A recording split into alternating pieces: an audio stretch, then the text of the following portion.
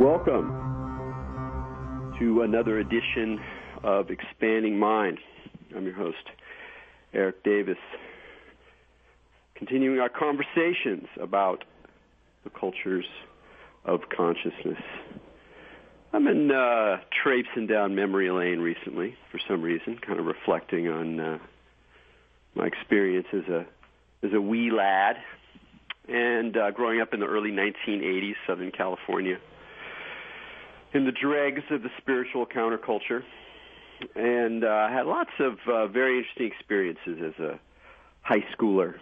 Very lucky to have stumbled into all sorts of odd meditation practices, weird sects, wandering Christian mendicants, Grateful Dead shows, UFO freaks, hippies, et cetera, et cetera. It really got me going for the topics that have taken up my interest in my life.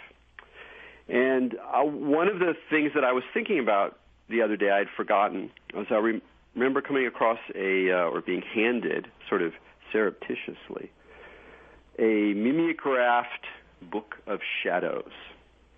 And in the early 1980s, there was not a huge market for books on witchcraft, though they existed and had existed, a fair amount since the late 1960s, and there's been dribs and drabs before then.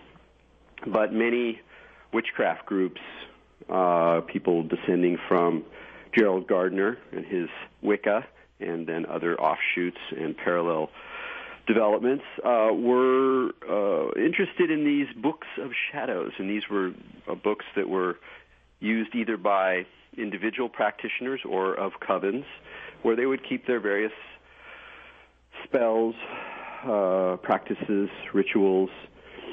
And I remember the extraordinary sense of, well, there's no other word for it, magic, that I felt when I came across this mimeographed, spiral-bound notebook and began poring over the information contained therein. Fortunately, I no longer possess this object, so I can't, now with my sort of more scholarly understanding of these religious currents at that era, I would probably be able to peg its origins and influences reasonably well. But as it is, I just have my kind of storied memory. And really what struck me at the time was the power of the archetype or the figure of the witch. At that time in history, there was this interesting kind of inversion going on where in the 1960s, 99 out of 100 Americans would associate the witch with something pretty nasty, at least the people who weren't fans of Bell Book and Candle. But, the good witch or the sort of charming witch, despite having her avatars pop up in, alongside Judy Garland and the Munchkins, most people had a pretty negative sense of what the witch was, and that part of the 60s countercultural rebellion was a sort of re-embrace of the challenging and politically barbed aspect of the witch archive. There was a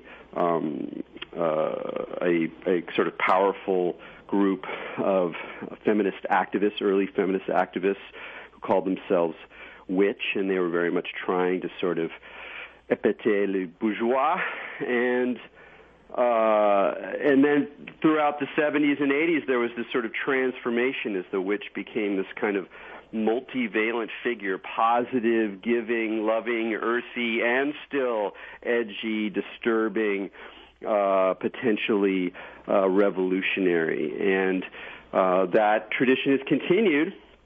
And now our own Maja D'Aoust here at Expanding Mind has contributed her own bit of media to that with a new DVD with the excellent title, How to Be a Witch. And so today we're just going to talk to Maja about witchery and her work and what she's trying to do with her new product, in the marketplace of ideas and practices and gods and all that trippy stuff. And so with no further ado, let's bring on Maja D'Aoust. Hi. Hi. How's it going? It's going good. That was such a great introduction. Thank you, Erik. I do feel very much the same as you in that respect, that there is a kind of stigmata on witchery and witchcraft, and that its power as a taboo thing certainly is strong and remains strong today in our culture and society, even though, like you said, we've had lots of progress. The 60s and 70s saw more acceptance of the healing aspect of it after really just hundreds of years of disinformation, as is usually the case. So a big inspiration for my DVD was just to try to educate people about what exactly it is and what you can do with it, and just how fun and amazing and wonderful it is, instead of everyone thinking it's all evil and satanic. Well, one of the things that I like about your use of the term, that you embrace the term witch, is that, a lot of contemporary practitioners of paganism who are working in the vein of witchcraft will refer to themselves as Wiccans, or they'll talk about Wicca.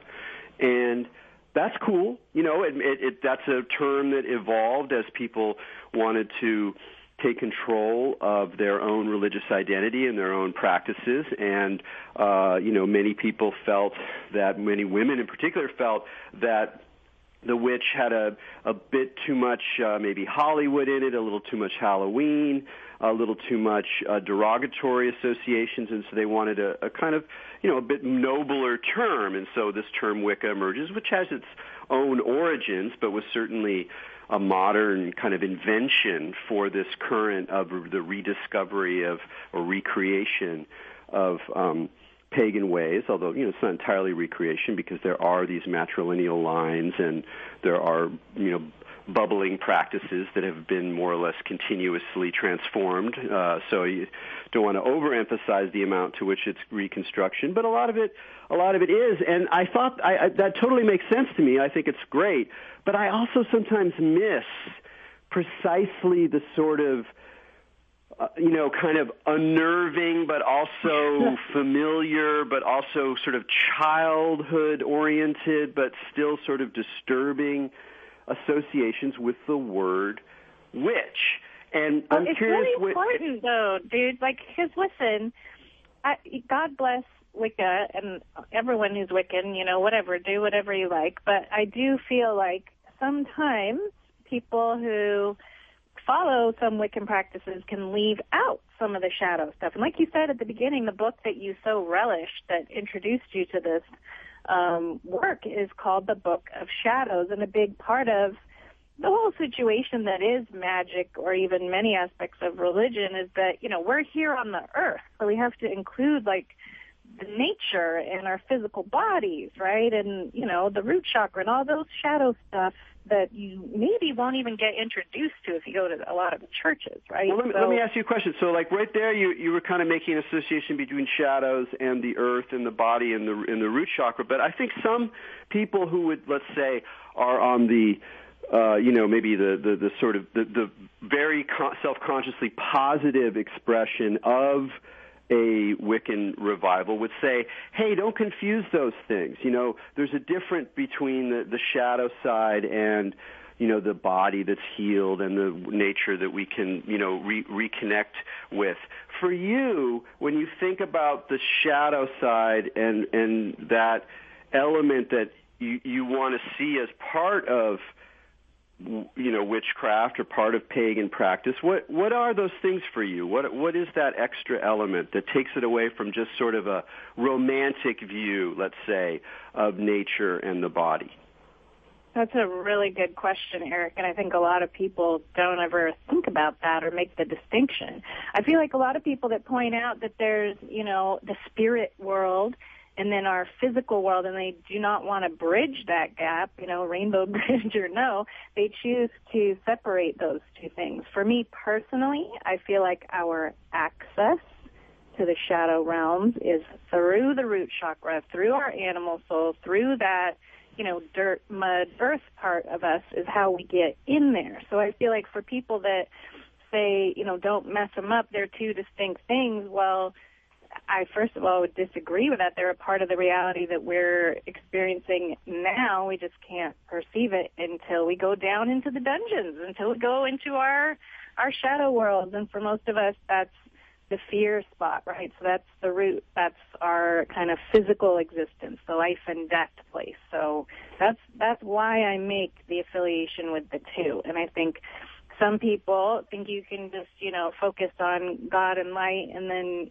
get right into this stuff. But if you don't have that root, I feel like that's what kind of messes people up.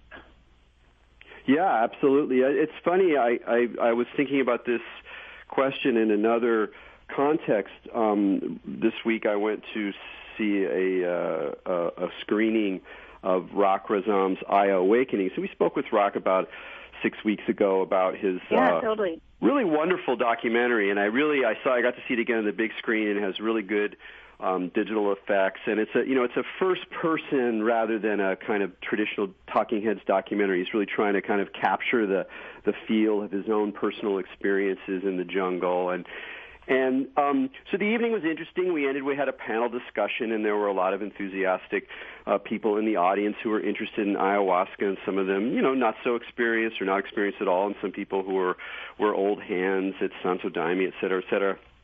And a friend of mine commented later that he thought it was very interesting, but that there sort of was this unspoken model of what was happening with the entrance of ayahuasca into the West, which was this sort of unquestionably positive evolutionary thing, like we were moving towards some kind of great transformation. And he was saying, it's not really, in a way, what the medicines or even the medicine work is about. And when you make these connections with these powerful forces, powerful, earth energies, that there's a lot of darkness and trickiness there. And he felt that people were being sort of overly religious about it in a kind of traditional way. And what really struck with me, and I want to hear you riff on this, is that even in so-called, alternative or countercultural or progressive zones of spirituality, that even though people are often are consciously trying to do something other than Christianity, other than mainstream Western religion, is that it's very easy for people to kind of reproduce the same thing, so that ayahuasca becomes the mother who's giving and loving, and the whole side of the brujos, the whole side of the tricksy realm that is opened up that you need to know about if you're not going to get consumed by this stuff, if you're going to go into it, that gets kind of washed away because it doesn't really fit, because we don't have a language of balancing dark and light from, the traditional Christian religion. So that must be an influence. Yeah. So I'm sure that's part of what you're thinking about with all this stuff. Oh my gosh, absolutely. Because like you said, this is the thing. People will maybe have an experience or a group experience or a history, and they'll think they know the thing, right? This is the way. This is how it goes. And it's the old Taoist thing. I swear the Taoists are witches. If I ever met any witches, Taoists are totally witchy, right? Because it's that resolution of black and white together. And it is. You can't set or fix anything, okay? So anytime you make a religion or a counter-religion or an alternative thing to a religion, then you're still setting it apart as something, and then you're still separating and you're not unifying. So I do feel deeply that it's so difficult to try to organize and set any kind of group like that around ideals and not make it rigid. And right. I feel like the whole power of the witch or magician or whatever you want to call it is that you cannot become fixed on what you think the thing is. You absolutely understand that that's not possible, and it doesn't follow the laws of nature, Yes, that's very interesting. That that willingness to not know all the way through. And I think that was what my friend was talking about too, was there was just such a desire to feel like you know what's going down. When it seems to me that a lot of these, a lot of the practices that can support one and open up different domains of the self, of reality, of different, planes, if you will, that they're really, they support precisely to the degree to which you can let go of having an idea of what it is exactly that you're doing. Right. You know what I mean? And it's a very interesting thing. Listen, before we talk about the DVD and what you're doing on it, I just wanted to get a little bit of stories from you, from your younger years. When did you first kind of stumble across this idea of the witch and start to think of it as something that you would identify with? I mean, what were the experiences you were having? Were books, nature, people in your life? I mean, I know this has been a part of your life, in some sense forever, but I'm curious as you grew up, like how this sort of, just even the word and the associations with it became a site for your own spiritual development. Yeah, totally. I love your book of Shadow Story. That's like the cutest intro to witchcraft as a kid story ever. I really was lucky to come in to my mother because she had a good setup for me upon arrival. She had, my mom's a Scorpio, and, I was conceived in the Himalayan mountains themselves. She was there in Tibet doing all kinds of hippie stuff, So she was into the concept of magic and witchery, and she had tons of books. There was books about every kind of religion you can imagine, and she was always encouraging my sisters and I to be, imaginative and inventive and creative, and we'd always be outside playing. I grew up on a little island in the Northwest called Vashon, and it's a total hippie island, so I was, again, in that environment, and then spent the majority of my time in the forest. There's just, the Pacific Northwest forest was pretty much where I spent my growing up time. And in my first intro to really, witches and that particular formation of it was around when I was, 13, 14 years old. I was totally the stereotypical teen witch story. It is funny, I think almost every teenage girl gets a little witch thing. What do you think? Have you found that to be true, Eric? Certainly a lot. A lot that I knew. I mean, I was the first people who, would talk about the Ouija board and things like that were girls, It's so weird. there seems to be it's some... always I know, it's literally like when we get our first period, all of a sudden we're witches or something. I don't know. Just to interrupt, this reminds me of one very interesting, widely acknowledged, let's not call it a fact, let's call it a sort of aspect of the paranormal, is that poltergeist phenomena are widely associated with, adolescent girls, with the turn to puberty, that there's something about that space that is associated with these peculiar kinds of demonstrations, if you will, and it seems like it would certainly be related to, an attraction or an interest in witchery, and certainly we've seen the figure of the teen witch just, explode over the last couple decades, and now it's just kind of installed in the teen, sort of imaginary universe. Dude, that's such a good and astute and true observation. I feel like, I'm not going to get into some, period talk. Half the audience is going to be like, oh God, it's going to be that kind of witch show. But there is significant changes that happen to a little girl in puberty, and I had all kinds of weird supernatural stuff happening. So for me, I was trying to find out what was going on. So, I think what you said was true. I think ladies just start having weird stuff happen around that time, and then they try to get answers or investigate or talk to other girls and be like, dude, that was totally freaky. Did that happen to you? You know? So then people form covens because they're trying to figure out, like, what is happening. And there is a unique experience, I think, in being a lady because you get to have that happen through your physical body. Like, it becomes, you know, the alchemical transformation story becomes our life story in these like weird meat suit experiences that we have to endure as ladies, which of course, you know, men have their own that they have to go through too, but there is something a little more supernatural about the whole like birth and death thing that goes on with us. Yeah, that makes sense. I mean, at no point when you're a male, even though there's all sorts of obsession with death and with violent games, even little boys will do this stuff or whatever. There's not really like, you never get to go through a sort of marker, a period right. where suddenly you change, and the world that and the kind of being that you're changing into is more directly linked with sex and death. So I mean that just must be a remarkable thing for women to go through. But I know that you've also a lot of your own journey has been very singular.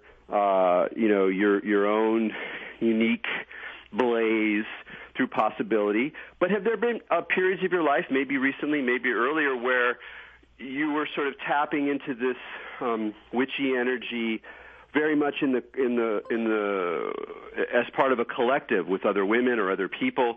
And has that been part of your experience as well, or have you tended to be more a solo practitioner?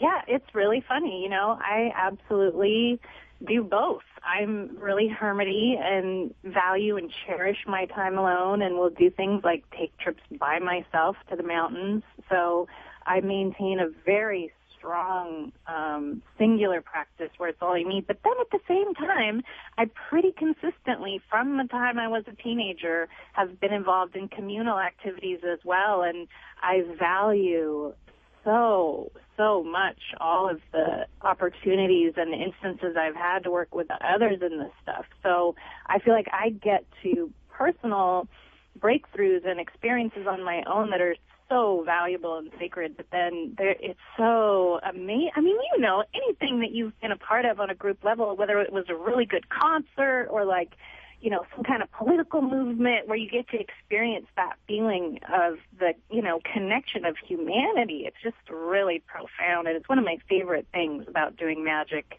with communities.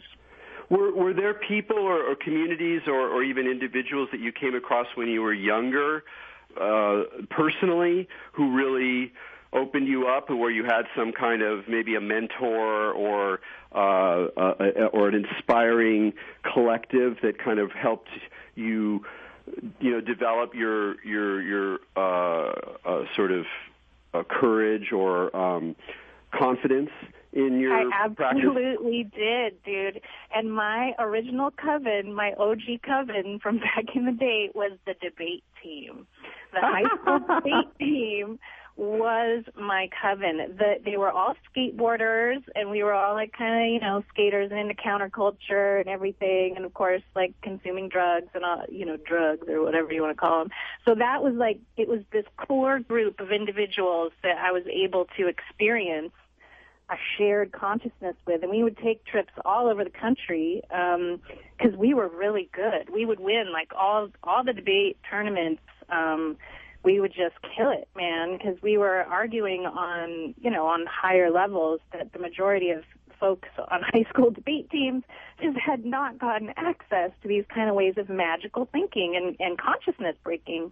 And there was my two mentors were these two guys that were just these notorious skateboarder trickster guys known on the island, and they were amazing. One of them went on to go to Oxford and worked with like J.R.R. Tolkien's stuff, and the other one is like a really famous computer programmer. They were just these like intensely smart dudes, and they disseminated things like Murray Bookchin to us, Noam Chomsky. They had us reading Starhawk. They just would like fill us with these books about these alternative ways of thinking. And so my initiation was literally on the debate team in this really isolated, amazing environment.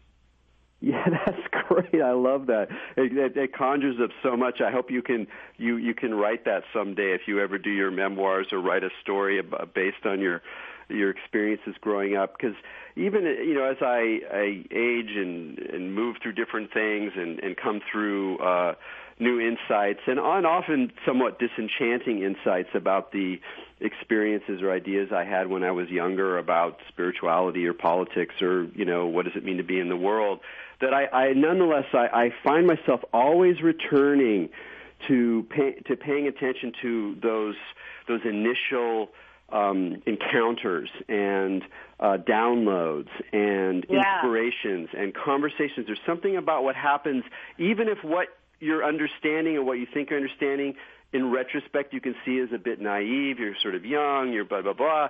Nonetheless, there's a kind of purity or a kind of strangeness to those inspirations that I think are very valuable to keep a hold of, because they often come from sort of strange angles. I think people sometimes feel like they're gonna, it's gonna be really clear that this person is a spiritual mentor or something, when actually those guys right, I know, they come from all over the place, and maybe it's just one conversation, and maybe it's someone, and you have an amazing conversation, and the next time it doesn't really make any sense, and it's just that one connection. But that's where a lot of the jewels lie, at least for me. Yeah, me too. I've never, I certainly have great experiences at religious facilities or events or stuff like that, but I have to agree with you. Most of the time it's just when I'm openly connecting with another person or group of people that it becomes like the largest moments of spiritual teaching for me. Well, that's one of the things that's interesting to me about your work. I mean, people listen to this who don't live in Los Angeles. I mean, you give regular public talks, and you've been doing that for years and years and years, and you have, your fans and more casual listeners. And you do events, and now you're producing this DVD, you've written books. But there's a quality, particularly when you're giving talks, that I really admire, in that you're sort of, part of you is like a spiritual teacher, and people will sort of appreciate you that way or approach you that way. They're kind of enamored with your work. But then you're also really kind of both goofy and nerdy in a way that undercuts the typical sort of pattern of like the earnest, deep teacher and the sort of foolish, learning, seeker type. And so you're kind of like, you always remind me kind of like those people that you have conversations with in a more random way that nonetheless prove to be really significant. How much of that is just the way you are versus like actually being kind of conscious of not going down some very tried and true and frankly tedious ways of, providing spiritual guidance or information in today's world? It's so important, and I've experienced so many trials and tribulations along those roads. But I would have to say, yes, a little bit of both of those. It is actually how I am, but I'm also conscious of not engaging with people on a guru or hierarchical level. And there's many people who project that onto me and request it and would like it, which to me I just see as, a lovely inspiration that something I said to them was good. But for me as an individual, I'm just like, I still have people say so much awesome stuff to me that why would I limit anybody by making me be some end-all, be-all thing that they're going to listen to? Because for me personally, I want to listen to everybody. I would never, even though there are gurus that I enjoy, right, I'm going to read 20 or 30 different ones. I'm going to read the Bible. I'm going to read the Quran. I'm going to look at Buddha. I'm going to look at anybody. So whenever anyone wants to kind of just focus on, an embodiment of anything, they're taking it away from themselves. And that bums me out, because a big part of my MO in my nerdiness and openness to people is that I truly and legitimately want everyone to experience this. That's why I talk about witchcraft and magic, because I want people to learn it and do it themselves. Don't just look at me doing magic. Like, I want everybody to do it. I want to have, like, armies of generals instead of armies of soldiers. So I think the whole idea of, like, yes, we can have teachers and influences, but I have those too. So, you know, I want to share my teachers with you too, you know? Right. Yeah. Well, this is great. We'll have lots more to talk about in the second half of the program. We're going to take a break here. You're listening to Expanding Mind with Erik Davis and Maja D'Aoust, talking about witchcraft, and we'll be right back.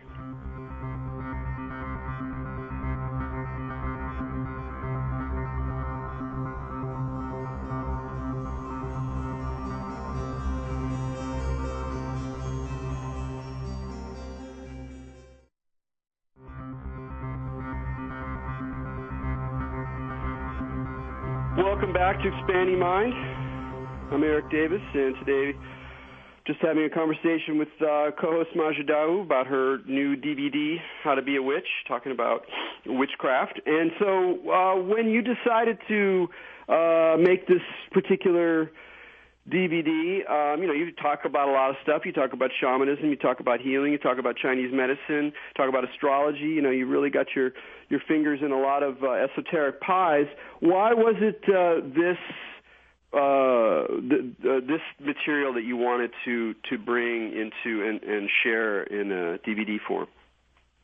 Yeah, there's infinite amounts of interesting stuff in the esoteric world, as you just mentioned. Like, there's so many different ones. And the reason, specifically, I wanted to present the witch material is because I do feel very strongly that the witch material is at the base of all those other things, right? I think if you can learn those basic things about how to obtain knowledge and wisdom, right? Because I define the word witch from its etymology as one who knows. It's very similar to shaman, which means wise one, and Wicca and Wissen comes from wise, or like being able to have knowledge. So there's many practices that the witchcraft has set up so that we can get access to higher knowledge. So I feel like no matter what other esoteric path you're going to take, or occult path, or what your interests are, if you can have that foundation of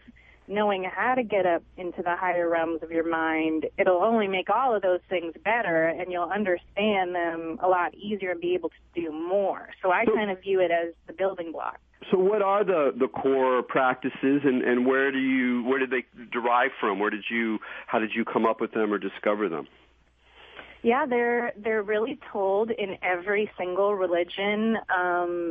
The way that I have kind of whittled them down is through accessing, you know, many different religions and looking at the commonalities and saying, well, what is it that all these people are doing in order to achieve these higher states of mind, right? What is it? So you look at everything and you say, well, okay, there's all these things that people are doing. What is the basis of all of those things, right? So you try and whittle it down. And then a big influence on me was my teacher, Dr. Calvin DeWolf, who did a lot of whittling and really was able to bring it down to a point of a very simple system. So essentially, for me, the main things that you have to do in order to be a witch is you absolutely have to meditate. There's no getting out of it. Like, a lot of people think, you know, to be a witch, you got to go buy a lot of candles, but you really need very few supplies. So you totally have to learn how to meditate. You have to do discipline to control your will, right? And again, those two things are part of almost every religion as well, right? You have to have, the discipline is so that you have self-control, because once you start going into these places, you know, like you said, where a lot of people say the shadows are, you're going to need to just know and understand that you can do what you need to do and not be all scared, right? So then you also have to be able to hold that discipline over time, and that's with the actual magical practices, like a ritual or a spell. So it's about, can you hold some energy that you've started, right? And that's, again, if you look at a lot of religions, it's like, well, you can make a prayer one day, but then can you live it, right? It's the walking your talk part. And that's, to me, what all the rituals and practices really aim at, making some physical manifestation of all these ideas that your higher mind is thinking. And that here's a question for you, just to jump in, because it's something I often wrestle with. I've done a lot of Zen practice, and so I've come to have a certain idea of, when I'm working with powerful energies or insights or intuitions, that even as I acknowledge them and allow them to change me or to invite me in more deeply, that I have an equally powerful tendency to want to let them go. Not to push them away or bury them, but to let them go in the sense of not necessarily kind of holding on to that mode or that particular state of consciousness or that sort of insight or identification, because it seems to me one of the problems people get into is there's always this danger of ego and ego inflation, and you have a new experience and then you identify with it and you get a concept around it and you hold on to it. And I've seen that mess up a lot of people. But at the same time, I sometimes go, there's a certain way in which having this kind of intention and this focus and having an idea of a particular state or a particular perception and holding on to it and working with it over time and really, in some sense, keeping the engagement going or keeping the portal open. And I find myself kind of often moving between these things. And I'm curious to hear you talk about how you make that kind of discernment between something where you're just kind of anybody can be. I'm a meditator. I meditate every day. I'm disciplined about it, 5 to 6 a.m. or whatever it is. And you're like, dude, you're just like you're just like being a sport, whatever. That's not the thing. Yeah. So I'm curious how you have come to that. Yeah, it's what you just described is the dilemma of Shiva and Shakti, right?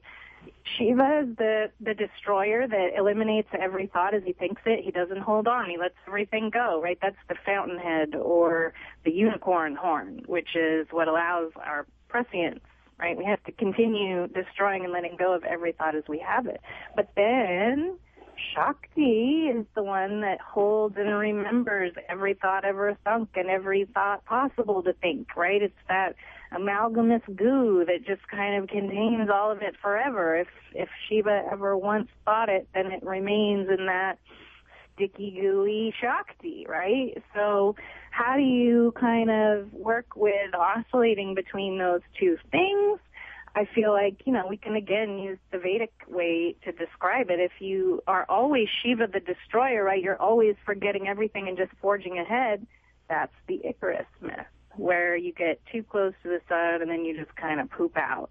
But if you have these periodic returns to those memories or sticky ones that you just can't let go of, that's what they call, right, the eternal return, where we have to keep going with the forgetting, but then also remember ourselves periodically so that we don't get too far away from, where we came from. Yeah, I love that your use of the term remember. That's one that's really been coming around for me lately, and it was brought up a few times at the I Awakenings panel as well, because it's got all these wonderful little nuances to it. I mean, there's just the encouragement to remember, in my case, let's say from my own experiences. Like I often, in my sort of tendency to let things go, I often forget about a lot of remarkable events, synchronicities, intuitions, insights, conversations, encounters. And so part of what I'm realizing is just the act of remembering in the simple sense of the term is a way of sort of weaving that web of balancing, in your terms, the Shiva and the Shakti. But it's got this really wonderful, imaginal shamanic element of this notion that if part of growth is breaking yourself down, is being broken down, is unweaving, unraveling, shattering sometimes, that the action of remembering oneself, of putting oneself back together, is not just something that happens naturally, but it's something that we're called upon to do as well. And that's where discipline comes in. That's where physical work comes in. That's where meditation work comes in. That's where psychological processing comes in, is that we're part of the way in which we build that body after being shattered, that new body. You just said that so good. I'm really glad this is being recorded. No, that was it right there. It's the work, right? That's the craft. It's the great art. It's the magnum opus, that work of putting ourselves back together after being shattered. That's the process of, why we practice witchcraft. It's for that exact reason. Those origins go all the way back to Egyptian magic with the Osiris and Isis, right? Take it apart, put it back together. It's all the same concept, what you just said right there. So when you mentioned before, like, it's not so much about, black candles and this doodad and, this particular practice. There's this question of ritual and what is the essential elements of ritual. And I'm sure that's something that you've dealt with. I know it's stuff you've talked about before. So when you're talking to people and you're saying, look, part of this is on you to cultivate different states of mind, cultivate your body, and open up to the energy and different ideas. What for you are the kind of core elements of ritual, particularly things that people aren't thinking about? Sometimes it seems like people are actually closer or already living in that element of ritual, of blessing, and not just being aware of it. So part of the trick is to just like reframe what people in some sense are already doing. But how do you approach that issue of encouraging people to develop that practice from the kind of the baseline? Yeah, it's really important because I think a lot of people, like you said earlier, they just start concentrating on the thing and they forget what the thing was about, that whole thing. People like put so much in the ritual and forget what the purpose of it is and lose sight of that in the actual action that they're doing. And you need to kind of, with ritual, it should be like a little thought out, right? Because I think the purpose of any spell or ritual or meditation should ultimately be concentration of the consciousness, right? So if I'm going to make a ritual, the first thing I tell people, if you want to do a ritual, you practice it. Ritual means repeat or retell or like literally renumber or kind of count, right? So it's like counting. So it's like 1, 2, 3, 1, 2, 3. And it has this idea of a repeated, rehearsed thing. For the soul, you gotta like focus on the thing and repeat it and rehearse it and get it right. But then I look at it like playing music, where you practice it over and over and over, so that in the moment when you are doing the ritual, it has to be spontaneous and kind of like in that moment and improv, so that you can absolutely let go of the attachment to the thing you're doing. So I always think, but it's an improv on top of training, and that's really key. I remember we had a conversation on this show a number of years ago with Jeremy Glick, who's a ceremonial magician, and he's studied psychology at Stanford. I mean, he's a totally brilliant left brain thinker as well. And I remember, asking him about like what was the sort of key element in developing his sort of the magical side of him. And I thought he would come up with some, elaborate, complicated, Kabbalistic, intellectual journey through all of these systems. And his answer was just, it's funny. It took me a while to realize that it was really just a matter of practice. That the most important element was repetition and return and training of the body, of the mind, of the breathing, imagination, and that this work, it bears fruit, and it bears fruit precisely in allowing that kind of more intuitive, more improvisatory, less structured experience of things, but that it rests on top of a lot of structure and a lot of training. It really does, and it's no different. The practice of the craft, the practice of magic is like the practice of medicine or the practice of music, for that very reason that you just said. Like, you have to, sure, someone can like sit down and sing a song, like any Yahoo can do that, but if you wanted to like to be an expression of your soul, you're going to have to maybe sang a song a couple of times before, and maybe like been able to access that part. Because if you never get to the point of access through repetition, you can't just like make it go all of a sudden. I mean, unless there's literally some miracle involved or love, that'll do it too. Well, here's another question. Again, brought up as I was thinking about the kind of ayahuasca scene, and frankly thinking about some of the ways that I think people are cavalier and can even endanger themselves, particularly depending on their own psychological sensitivity or their own issues and traumas. That as people plunge into this work and begin to have unusual experiences, there's all sorts of problems that can arise. One of them we've already mentioned, which is the kind of ego inflation. You identify with it. You think that now you've turned some corner and you're a magical person, and all sorts of difficult things happen from that. But there are other things that happen as well. What are some of the pieces of advice that you give people to keep on their toes and keep that discernment honed as they go down these sometimes very ambiguous, surprising roads? Yeah, I think really the best advice is to share it with friends and do stuff with other people. I think people get too closed off and serious about this stuff as they go through any kind of spiritual awakening or initiation that could maybe have severe crisis or be terrifying and crazy and nuts. Magic is nutso, So the best way to manage all this stuff is you got to talk to your friends. Be like, hey, am I cool? What do you think about this? You got to check in with people, And maybe not everyone will understand what you're talking about, but if you can communicate these things that you've experienced in such a way that's just open and honest, I mean, chances are most people have, some experiences of this kind of stuff. So to keep yourself in check, to prevent yourself from, getting deluded or having psychological issues, I always recommend just interact with other people, man, even if you just got to go in a chat room or something, So I'm curious, since you do give public presentations and you do have these people come to you, how do you deal with the sort of projections that come flying your way? That's in a way you've set yourself up in an interesting place to, you're standing in the position of a teacher. You're trying to deflect and to encourage people to claim their own power and discover these things for themselves. But at the same time, you're putting out a DVD. You're calling yourself a witch. You have a sort of magnetic personality, and it comes through in your public appearances.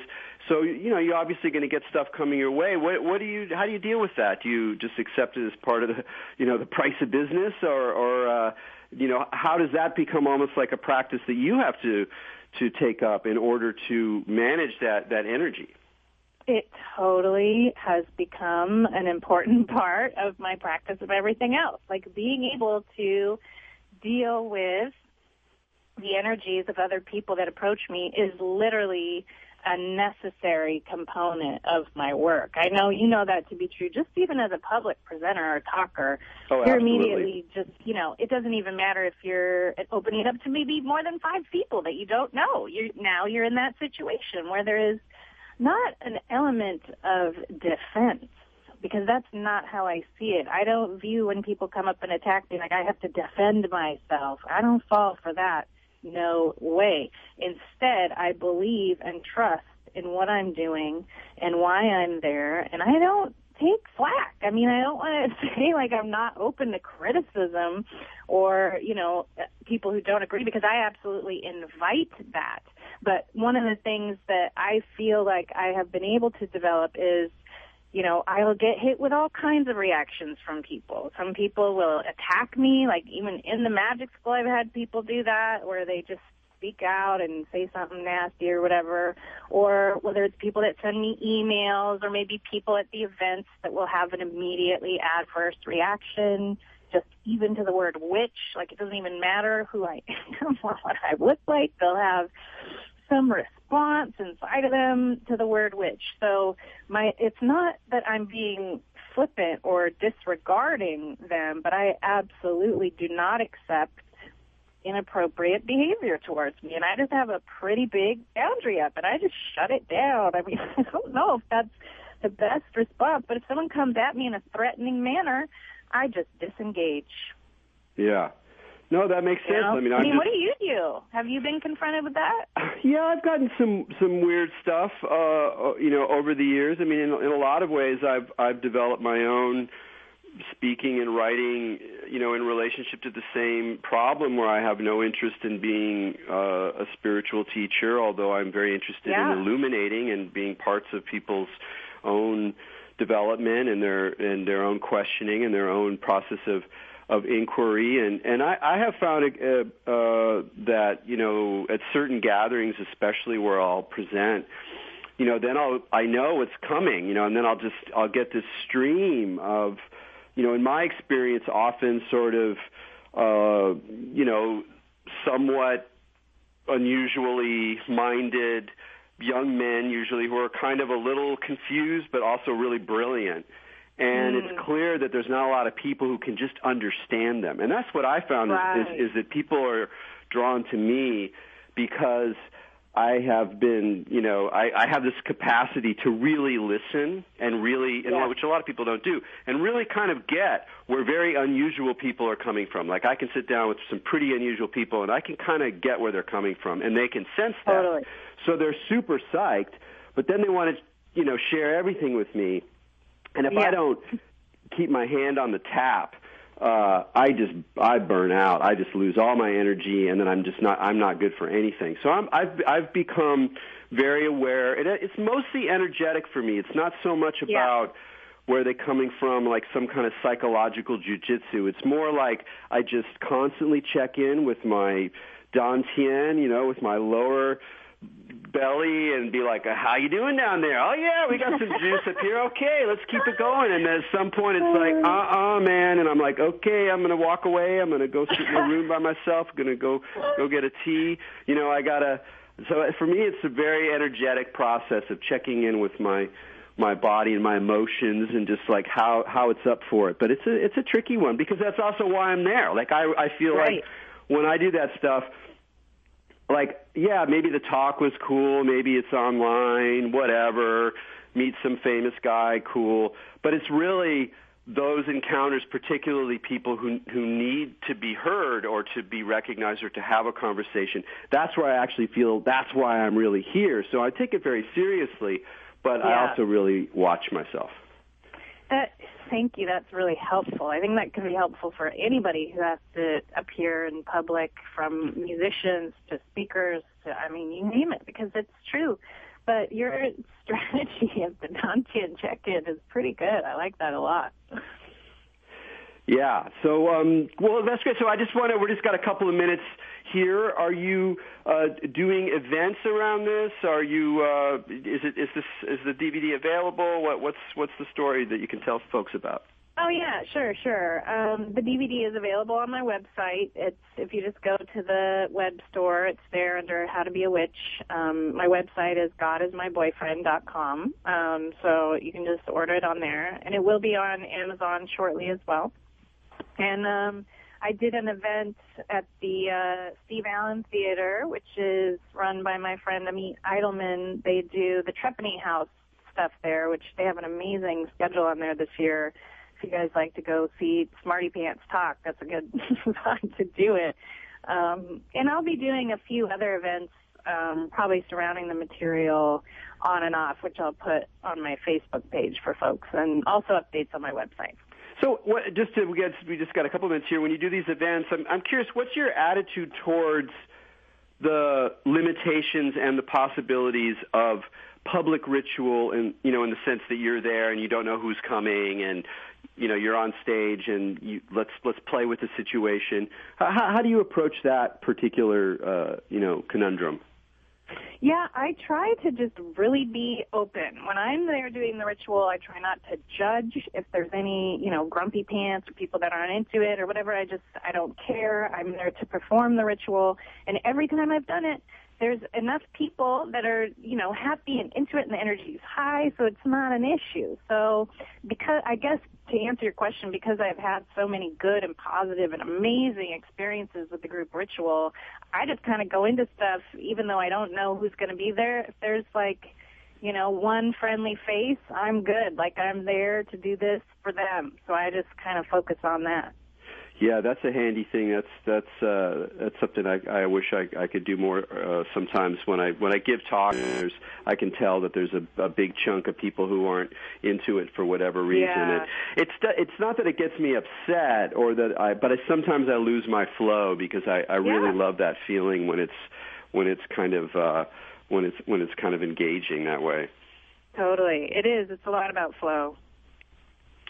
And then what about your sort of next project along these lines? Is this going to spin off into some kind of series, or what else do you have in the pike? Yeah, I'm totally making another one right now on angel magic, and it's going to be focused on not just angels like in a Judeo-Christian sort of way, but it's going to look at like the magic of the others, or like the whole idea of this, other higher source or other being or demon or angel or alien or whatever you want to call it. It's going to talk about like what are these kinds of magic that other beings bring down, and what are they saying to do? So I'm going to try. Great. Well, we didn't even talk about that today. It's a fascinating topic, and I look forward to doing that when that one comes out. So thanks a lot, and good luck, Maja. Thanks, Erik. That was fun. All right. Well, from me and Maja D'Aoust out there, keep your minds open.